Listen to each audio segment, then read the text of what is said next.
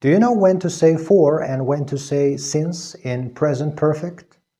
We use for plus a period of time, like for a week, for 2 days, for an hour.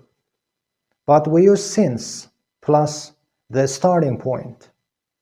For example, since Monday, since January.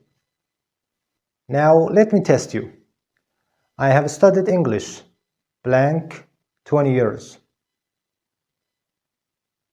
Yes, the answer is for 20 years.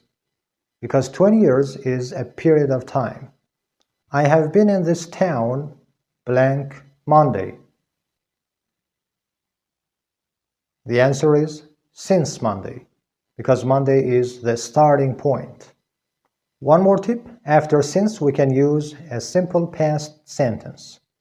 For example, I have studied English since I was a child.